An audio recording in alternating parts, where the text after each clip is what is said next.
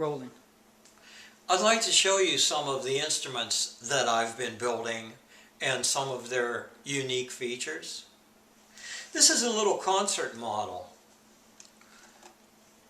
Her neck and sides are made out of one solid piece of really beautiful cedar. As you can see, there is no seam between the body and the neck. Her top is figured myrtle that's been aging for over 100 years, and you can see how intense the flame is. The bridge is bubinga and ebony. The fretboard is ebony and mother of pearl with gold beryllium frets. The side markers are mother of pearl over padauk, and the headstock overlay is leopard wood from Australia. The sound hole is pierced in a series of beautiful shapes with a heart in the center. The name of this instrument is Little Heart. I name all of my instruments. Can we see the back? The back, again, Wow, is that's leopard incredible. wood Hold on, let me get a better shot of that. with a padauk center. These are really premium grade tone woods. Now I'd like to show you another 5-string. This instrument was made about 3 months ago, and it's a player that I'm keeping. The back is rosewood and bloodwood. The sides, again, are made in one piece. Hold on, let me get a little bit closer. They're sawed out on a precision bandsaw. I go out in my backyard and I draw the shape on a board, and then I take it to the bandsaw and I saw it out. And these are all shaped by hand. And as you can see, as I explained previously with my new type of neck joint, I'm able to produce an instrument that's really sculpted and the neck flows into the body. This is a cedar neck, and it is a cataloche fretboard with gold beryllium frets. The bridge is bloodwood and snakewood and brass, and the nut is stag. The overlay is amaranth or purple heart. This instrument has a hand-rubbed finish that is satin. Here is a shooting star in abalone and white mother of pearl as an overlay. This bridge is bloodwood and ebony and stag. This decorative element is amaranth or purple heart wood. What about these sound holes here? The dual sound holes really add to the openness of the sound. And of course, it's part of my design work. The electronics port, which can be drilled for a jack, is leopard wood overlaid onto this really beautiful redwood, which is sinker redwood. Here was a knot.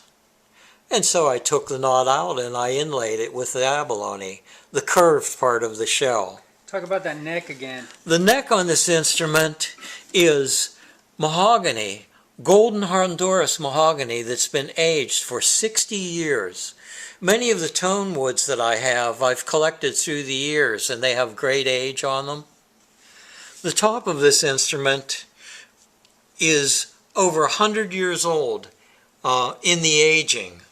And it came from a Victorian home in Berkeley, so I know that it has been aging for over 100 years. It's really a beautiful piece, and I felt fortunate to acquire this wood. The headstock overlay is leopard wood, and the tuners are Grover gold-plated. See the back here. The back of the instrument is bubinga from Africa, and the centerpiece is padauk, and then with my signature braces on the outside of the instrument, which give the stiffness to the back that I need, but I've turned them into a creative or an aesthetic element, and they are made out of amaranth, which is very stiff and hard. The heel stock, again, is leopard wood, and all of this is melded together and sculpted and sanded for hours, and then finished and hand rubbed like a violin. Lift it up just a little bit, please. Yeah, there we go. I really love the instruments that I make, and I spend hours voicing them and setting the action and just tweaking things.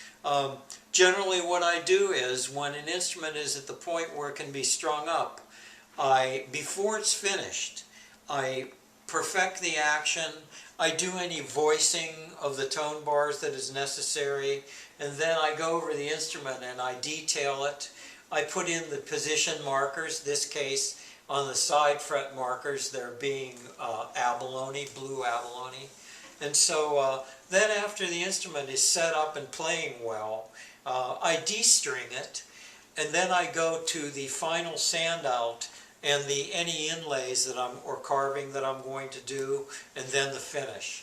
And so these instruments are months in the making, and I'm going to show you an instrument now that is likewise a 7-string, which I do believe I'm the author of. And here we go. Now this instrument has just been finished, and it's in the stage of being set up and the action attended to, and any tweaking on the instrument being done. I just installed a desert ironwood access port for the electronics on this instrument. Hold on, let me get a closer look at that. I have a stash of desert ironwood that's exquisite. I've had it for many years, and this makes a nice hard wood inlaid into the old growth redwood, which gives the strength for your electronics to be installed. And again, on this instrument, the bridge is bloodwood and the saddle is stag. Now, I've just finished this instrument and the finish is still curing. And so after this sits for about a month, I will de-string it, and then I will scrape it here and there and just tend to the finish, and then I'll finish it out just like this previous instrument.